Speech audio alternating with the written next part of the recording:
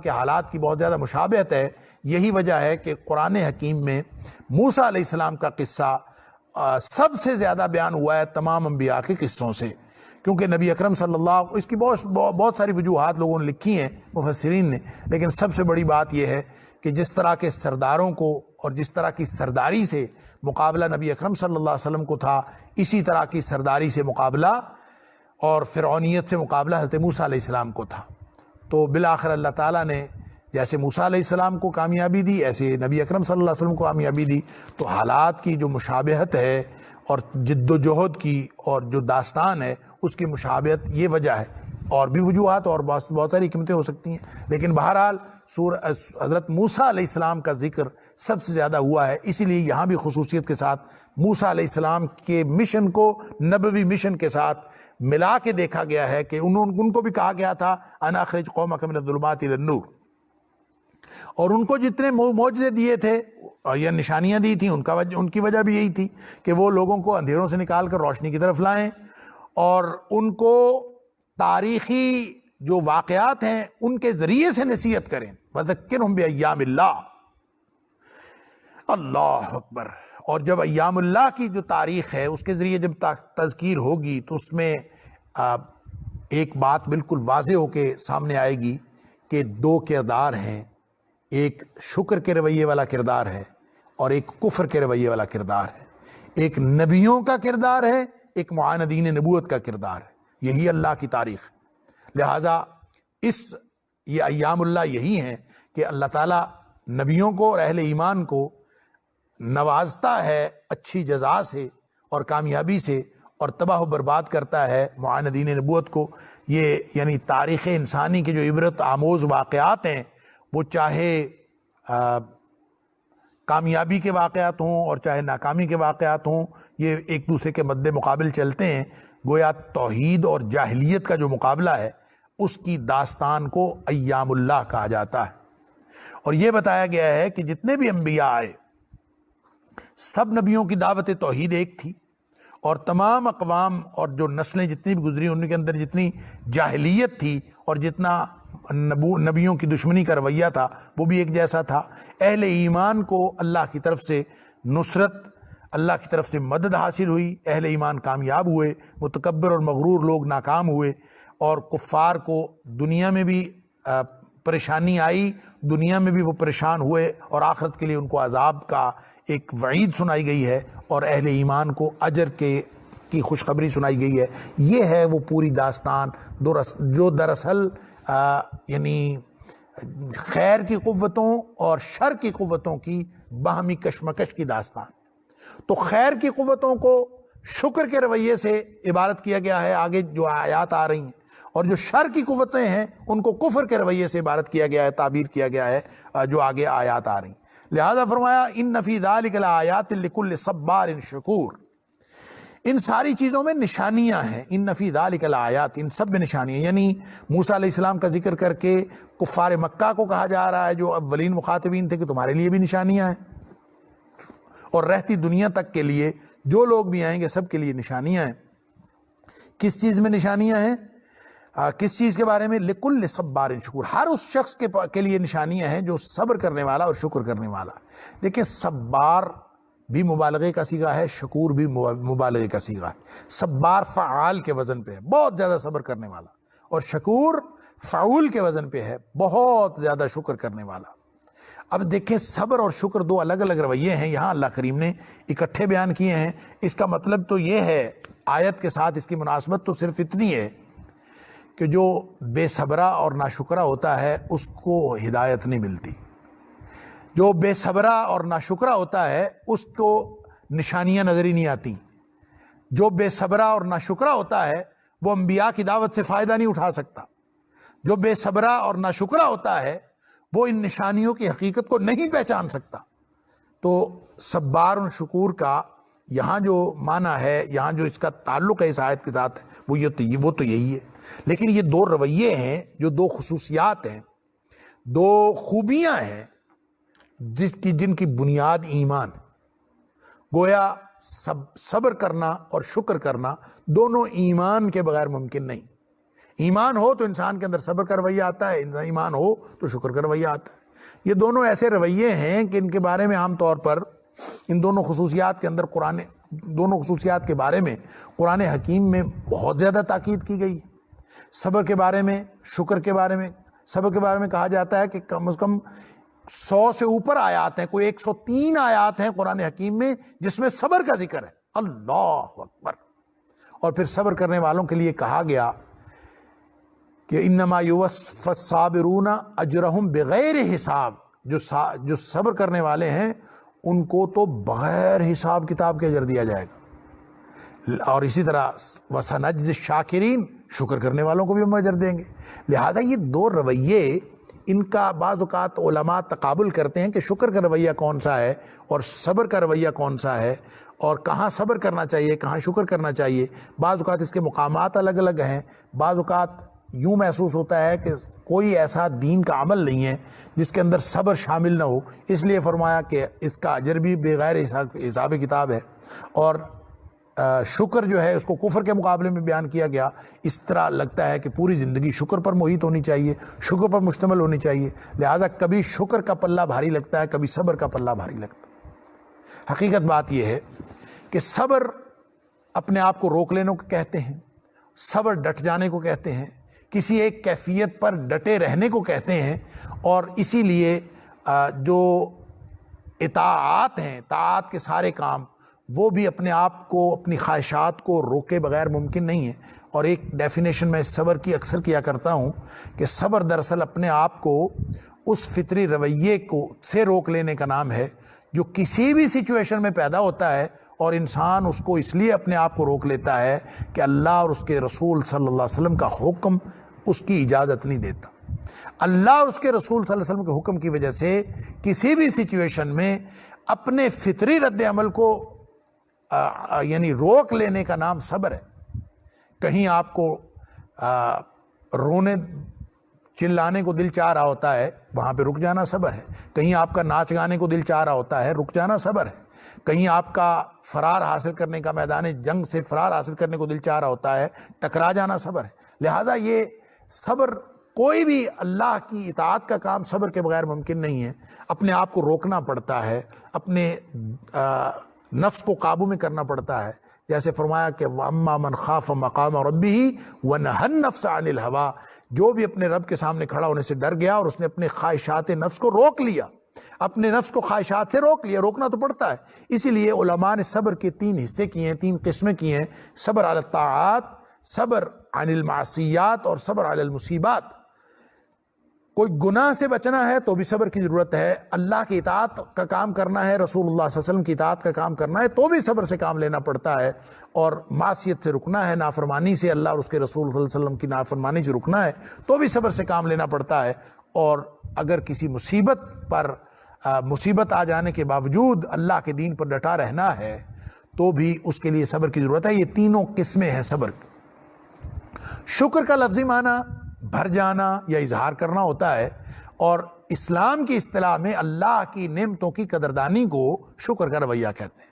لہٰذا وہ دل میں بھی قدردانی ہونی چاہیے، زبان سے بھی اس کا اظہار ہونا چاہیے، اور کردار سے بھی ان صلاحیتوں کو اور ان نعمتوں کو اللہ کی مرضی سے استعمال کرنے کا نام شکر ہے۔ لہٰذا شکر کا رویہ بھی ایک ہمہ جہت سا رویہ محسوس ہوتا ہے، اور صبر کا رویہ بھی ایک ہمہ جہت سا رویہ محسوس ہوتا ہے۔ اس لیے ان کو آپس میں مد مقابل رکھنا یہ درست نہیں۔ یہاں پہ دونوں اکٹھے استعمال ہوئے ہیں، اس کا مطلب ہے صبر بھی ضروری ہے، شکر بھی ضروری ہے۔ اور جیسے میں نے پہلے عرض کیا کہ یہ دراصل دونوں خوبیاں پیدا ہوتی ہیں ایمان کی بنیاد پر۔ اللہ اکبر۔ جیسے نبی اکرم صلی اللہ علیہ وسلم نے فرمایا، 1-2 حدیثیں میں یہاں پہ عرض کر دیتا ہوں، 1-2 مسلم شریف کی وہ حدیث کہ نبی اکرم صلی اللہ علیہ وسلم نے فرمایا عجبا لامر المومن، مومن کا معاملہ بڑا ہی عجیب ہے۔ سبحان اللہ۔ یعنی صبر بھی شکر بھی مومن کی بنیاد۔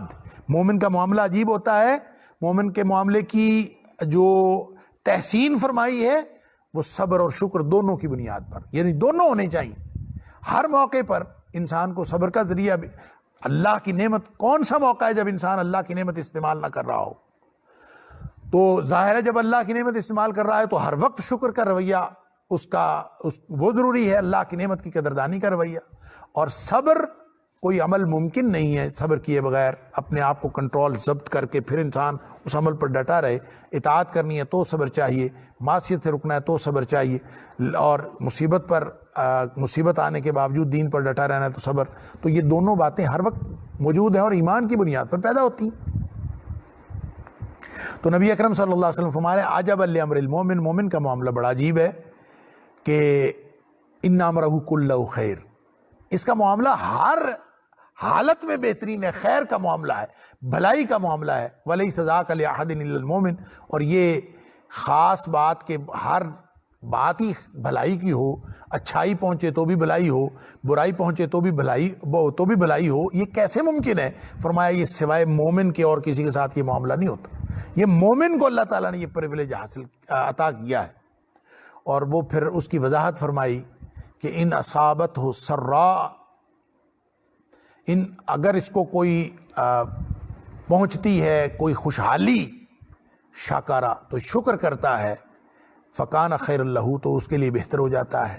وَإِنْ أَصَابَتْهُ ضَرَّاء، اور اگر اس کو کوئی مصیبت پہنچتی ہے تو فرمایا کہ صبر، پھر یہ صبر کرتا ہے، فکان خیر اللہ وہ اس کے لیے بہتر ہو جاتا ہے. کوئی صبر کرنا اور شکر کرنا دونوں ہی اس کے لیے ضروری ہیں، اور دونوں ہی اس کے معاملے کے لیے، اس کی بھلائی کے لیے. اس لیے فرمایا لِكُلِّ صَبَّارٍ شکور، ہر وہ شخص جو صبر کرنے والا ہے، شکر کرنے والا ہے، اس کے لیے نشانیاں ہیں، وگرنہ کسی اور کو یہ نشانیاں نظر نہیں آتی. ایک حدیث حضرت ابن عباس رضی اللہ عنہ اس کے راوی ہیں، طبرانی کے اندر موجود ہے، معجم کبیر میں بھی اور معجم اوسط کے اندر بھی. نبی اکرم صلی اللہ علیہ وسلم نے فرمایا اربع من اعطیہن فقد اعطی خیر الدنیا والآخرہ. اللہ اکبر. نبی اکرم صلی اللہ علیہ وسلم نے فرمایا 4 باتیں جس شخص کو اللہ نے عطا فرما دیں اس کو گویا دنیا آخرت کی ہر بھلائی عطا ہو گئی. اللہ اکبر. وہ 4 باتیں کیا ہیں؟ فرمایا قلبا شاکرا، سب سے پہلی بات یہ کہ شکر کرنے والا دل مل جائے. سبحان اللہ. جیسے میں نے عرض کیا کہ شکر کا اظہار دل سے بھی ہے، شکر کا اظہار زبان سے بھی ہے، اور شکر کا اظہار کردار سے بھی ہے، اعضاء و جوارح سے ہے. تو تینوں قسم کا شکر. تو فرمایا یہاں قلبا شاکرا، جس کو شکر کرنے والا دل مل گیا اسی سے پورا کردار بنتا ہے. فرمایا وَلِسَانًا ذَاكِرًا، زبان پر اللہ کا ذکر رہتا ہے. وَبَدَنًا عَلَى الْبَلَاءِ صَابِرًا، سبحان اللہ. اور بدن ایسا، جسم ایسا عطا ہو جائے جو مرضی مصیبت آ جائے وہ صبر کرنے والا اور ڈٹا رہنے والا. یہ 3 باتیں ہو گئیں. اور چوتھی کیا ہے؟ فرمایا وَزَوْجَةً، اور ایسی زوجہ، ایسی بیوی اللہ تعالیٰ عطا فرما دے. سبحان اللہ. لا تبغیہ خونا فی نفسہا ومالہ، کہ وہ اپنی جان کے اندر اور آپ کے مال کے اندر کسی قسم کی خیانت کی مرتکب نہ ہو. یعنی ایماندار بیوی مل جائے تو یہ اللہ کی طرف سے خیر ہے. سبحان اللہ. اگر ذکر کرنے والی زبان مل جائے یہ اللہ کی طرف سے خیر ہے. شکر کرنے والا دل مل جائے یہ اللہ کی طرف سے خیر ہے. صبر کرنے والا، مصیبتوں پر صبر کرنے والا جسم مل جائے یہ اللہ کی طرف سے خیر ہے. فرمایا یہ 4 باتیں جس کو مل گئی اس کو تو دنیا آخرت کی ہر بھلائی مل گئی. سبحان اللہ. اسی طرح ایک حدیث ترمذی کے اندر موجود ہے جو حضرت عبداللہ بن عمر رضی اللہ تعالیٰ اس کے راوی ہیں. وہ فرماتے ہیں میں نے نبی اکرم صلی اللہ علیہ وسلم سے سنا، آپ یہ فرما رہے تھے خصلتان من کانتا فیہ کتبہ اللہ شاکرا و صابرا. اللہ اکبر. کیسے صابر اور شاکر بننا ہے، صبار اور شکور کیسے بننا ہے، اس کا نسخہ نبی اکرم صلی اللہ علیہ وسلم بتا رہے ہیں. ابن عمر رضی اللہ تعالیٰ فرماتے ہیں کہ میں نے نبی اکرم صلی اللہ علیہ وسلم سے سنا کہ 2 خصلتیں ایسی ہیں، 2 باتیں ایسی ہیں، من کانت فیہ، جس شخص میں یہ دونوں باتیں ہوں، کتبہ اللہ شاکرا و صابرا، اللہ تعالیٰ اس کو شکر کرنے والا بھی لکھ دیتا ہے اور صبر کرنے والا بھی لکھ دیتا ہے. سبحان اللہ. کون سی 2 باتیں؟ فرمایا من نظر فی دینہ الی من ہوا فوقہ، کوئی جو شخص کسی دیندار کو دیکھے، ایسے دیندار کو جو دین کے اعتبار سے اس سے بہتر ہے، اس سے اوپر ہے، فاقتدی بہ، اللہ اکبر، یہ پھر اس کی اقتداء کرنا شروع کر دیتا ہے، اس کے پیچھے چلنا شروع کر دیتا ہے تاکہ یہ بھی اس جیسے عمل کرے. سبحان اللہ. یعنی دیندار کو دیکھا، اپنے سے اوپر والے کو، اور اس کی اقتدا شروع کر دی تاکہ مجھے بھی اللہ تعالیٰ اچھے عمل کرنے والا بنا دے. اور فرمایا وَنَظَرَ فِي دُنْيَاهُ، اور اس نے دنیا کے بارے میں دیکھا، إِلَى مَنْ هُوَ دُونَهُ، وہ دنیا کے بارے میں دیکھتا ہے تو اپنے نیچے والے کو دیکھتا ہے. دین کے معاملے میں ہمیشہ اپنے سے اوپر والے کو دیکھتا ہے اور دنیا کے معاملے میں دیکھتا ہے اپنے سے نیچے والے کو. فحمد اللہ، پھر وہ اللہ کا شکر ادا کرتا ہے. یہ جو حمد اللہ ہے نا، الحمدللہ، یہ حمد کہتے ہی اس تعریف کو ہیں جو شکر کے جذبات کے ساتھ ہو. جس میں شکر شامل نہ ہو وہ حمد نہیں ہوتی، وہ عام تعریف ہوتی. وہ ثنا ہو سکتی ہے، وہ نعت ہو سکتی ہے، وہ مدح ہو سکتی ہے، لیکن جو حمد ہے ہوتی ہی وہ ہے جس میں نعمت کا شکرانہ شامل ہوتا ہے. الحمدللہ. اسی لیے نبی اکرم صلی اللہ علیہ وسلم نے فرمایا افضل کلمات الشکر الحمدللہ، بہترین کلمہ شکر جو ہے وہ الحمدللہ ہے. تو فرمایا فحمد اللہ، پھر وہ اللہ کا شکر ادا کرتا ہے، اللہ کی تعریف بیان کرتا ہے. علی ما فضلہ بہ علیہ، کہ جس پر اللہ تعالیٰ نے اس دنیا دار جس کو دنیاوی اعتبار سے کم نعمت دی ہے اس کو یہ دیکھتا ہے تو یہ جو فضیلت اور فوقیت اس کو دنیاوی اعتبار سے حاصل ہوئی ہوتی ہے اس پر بھی اللہ کا شکر کرتا. یہ دو باتیں جس کو حاصل ہو گئیں، فرمایا کاتبہ اللہ شاکرا و صابرا، یعنی اللہ تعالیٰ اس کو شکر کرنے والوں میں اور صبر کرنے والوں میں لکھ لیتا ہے. کس کو؟ جو دین کے معاملے میں ہمیشہ اپنے سے اوپر والے کو دیکھتا ہے اور دنیا کے معاملے میں ہمیشہ اپنے سے نیچے والے کو دیکھتا ہے. جب اوپر والے کو دیکھتا ہے تو اس کی اقتدا کرتا ہے دین کے معاملے میں، اور نیچے والے کو دیکھتا ہے دنیا کے معاملے میں تو اللہ کا شکر کرتا ہے کہ اللہ تو نے مجھے فضیلت فوقیت عطا کی ہے اس کے اوپر. فرمایا ومن ناظر، اس کے الٹ فرمایا ومن ناظر فی دینہ الی من ہوا دونہ، جو شخص دین کے معاملے میں اپنے سے نیچے والے کو دیکھے. اللہ اکبر. اپنے سے اوپر والوں کو نہیں دیکھتا، اپنے سے نیچے والوں کو دیکھتا ہے اور ان کو دیکھ کر بڑا خوش ہے، مطمئن ہو جاتا ہے. اور جناب دنیا پتہ نہیں کیا کیا کر رہی ہے، دنیا تو نمازیں بھی نہیں پڑھ رہی، دنیا تو فلاں فلاں خرابیاں کر رہی، میں تو بڑا اچھا آدمی ہوں. اللہ اکبر. فرمایا من نظر فی دینی الی من ہوا دونہ، جو اپنے سے نیچے والے کو دیکھتا ہے دین کے معاملے میں، اور ظاہر ہے وہ اس کے لیے پھر اطمینان کا باعث بن جاتا ہے، عمل رک جاتا ہے. وَنَظَرَ فِي دُنْيَاهُ إِلَى مَنْ هُوَ فَوْقَهُ، اور دنیا کے معاملے میں اپنے سے اوپر والے کو دیکھتا. تو جب دنیا کے معاملے میں اپنے سے اوپر والے کو دیکھتا ہے تو پھر کیا ہوتا ہے؟ فَأَسَفَ، پھر اس کو افسوس ہوتا ہے. عَلَى مَا فَاتَهُ مِنَ الدُّنْيَا، یا عَلَى فَاتَهُ مِنْهُ، دنیا میں جو اس کو کم ملا ہوا ہے اس پر وہ افسوس کرتا ہے کہ یہ مجھے کیوں نہیں ملا. اللہ اکبر. فرمایا جس کا یہ رویہ ہے لم یکتبہ اللہ شاکرا ولا صابرا، اللہ تعالیٰ نہ اس کو صابر لکھتا ہے نہ اس کو شاکر لکھتا ہے. اللہ اکبر. لہذا اگر کسی نے صابر اور شاکر بننا ہے تو گویا نبی اکرم صلی اللہ علیہ وسلم نے چھوٹے چھوٹے دو نسخے بتا دیے کہ دین کے معاملے میں ہمیشہ اپنے سے اوپر والے کو دیکھو اور اس کے پیچھے چل پڑو. یہ شکر کا، آپ کو شکر اللہ کے ہاں شکر گزار لکھوا دے گا. اور اپنے سے نیچے والے کو دیکھو دنیاوی اعتبار سے اور پھر اللہ کا شکر کرو، حامد اللہ، پھر اللہ کی تعریف بیان کرو، اور یہ آپ کو شکر کرنے والوں میں لکھا دے گا. تو صبر بھی اور شکر بھی دونوں آ جائیں گے. فرمایا کتب اللہ شاکرا و صابرا. تو یہ دو باتیں جب ہو جائیں گی، صابر اور شاکر لکھا جائے گا، تو فرمایا ان فی ذلک لآیات لکل صبار شکور، ہر صبر کرنے والا جو بہت زیادہ صبر کرنے والا ہے اور ہر شکر کرنے والا جو بہت زیادہ شکر کرنے والا ہے اس کے لیے نشانیاں ہیں. تو اس کا مطلب ہے ہماری بصیرت کی آنکھ کھل جائے گی اگر ہم صبر کرنے والے اور شکر کرنے والے بن جائیں. اللہ اکبر. ہر چیز انسان کو نظر نہیں آتی، انسان کا آئینہ بصیرت دھندلا جاتا ہے اور انسان کے اوپر نصیحت اثر کرنا چھوڑ جاتی ہے. اللہ اکبر. جب ظاہرت شکر کرنے والا دل نہ ہو، ذکر کرنے والی زبان نہ ہو، صبر کرنے والا جسم نہ ہو، اور ایسی کیفیات میں انسان مبتلا ہو تو وہ تو آہستہ آہستہ وہ نفسیاتی کیفیات اس کی خراب سے خراب تر ہوتی چلی جاتی، اس کی فطرت بگڑتی چلی جاتی، وہ اللہ کی یاد سے غافل اور دور سے دور تر ہوتا چلا جاتا.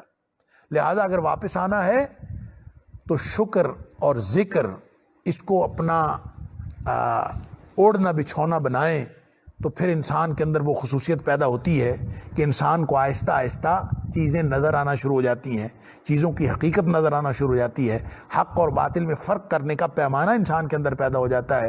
یہ وہی بات ہے جو اللہ کریم نے فرمائی، یا ایھا الذین آمنوا، اے ایمان والو، ان تتقوا اللہ، اگر تم اللہ کے تقوی والی زندگی اختیار کرو گے نا، کیا مطلب؟ ہر معاملے میں اللہ کی ناراضگی سے بچنے کی کوشش کرو گے اور ہر معاملے میں اللہ کی رضامندی حاصل کرنے کی کوشش کرو گے، یجعل لکم فرقانا، جب اپنا طرز زندگی تم یہ بنا لو گے تو ہم تمہارے اندر ایک حق اور باطل میں فرق کرنے والا پیمانہ تمہارے اندر رکھ دیں گے۔ یجعل لکم فرقانا، تم خود حق اور باطل میں فرق کرنا شروع کر دو گے، اللہ تعالیٰ یہ خصوصیت عطا فرما دے گا۔ لہٰذا یہاں سے ایک بات یہ سمجھ آئی کہ اللہ کی نشانیوں سے استفادہ کرنے کے لیے صبار اور شکور ہونا ضروری ہے، بہت زیادہ صبر کرنے والا اور بہت زیادہ شکر کرنے والا۔ اور وہ کیسے ہوگا؟ وہ ایسے ہوگا کہ ہر معاملے میں اپنی خواہشات کو، اپنی نفسیاتی کیفیات کو، اپنی آرزوؤں اور تمناؤں کو، اپنی شہوانی خواہشوں کو انسان دبائے رکھے اور اللہ اور اس کے رسول صلی اللہ علیہ وسلم کے حکم کو پہلے نمبر پر رکھے۔ اگر یہ کرے گا تو اس کو اللہ تعالیٰ صابر اور شاکر بھی لکھ دے گا، اور پھر اس کو دنیا کی حقیقت بھی سمجھ میں آنی شروع ہو جائے گی، دین کی حقیقت بھی سمجھ میں آنی شروع ہو جائے گی، اور علم کی حقیقت بھی اس تک پہنچ جائے گی، اور جو اللہ تعالیٰ کی نشانیاں ہیں، چاہے وہ قرآنی آیات کی صورت میں ہیں، چاہے وہ ارد گرد پھیلی ہوئی کائنات کی صورت میں ہیں، وہ نشانیاں بھی سمجھ میں آنی شروع ہو جائیں گی اگر انسان اس طرح کی زندگی گزارے گا۔ اللہ تعالیٰ مجھے اور آپ کو، ہم سب کو اس بات کی توفیق عطا فرمائے۔ وقت ہو گیا، وآخر دعوانا ان الحمد للہ رب العالمین۔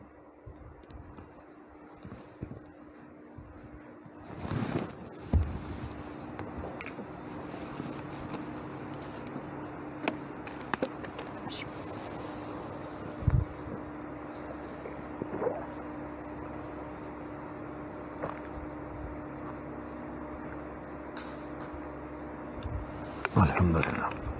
سوال سب یہ ہے کہ خاتون پوچھتی ہیں کہ کیا جب ہم نوکری چھوڑ دیتے ہیں شریر کی وجہ سے تو ان کا فدیہ ہم بعد میں دے سکتی ہیں، اور اگر فدیہ دینا پڑے یا روزہ رکھنا پڑے تو کیسے رکھیں؟ ہم کو سارے شمار نہیں کیے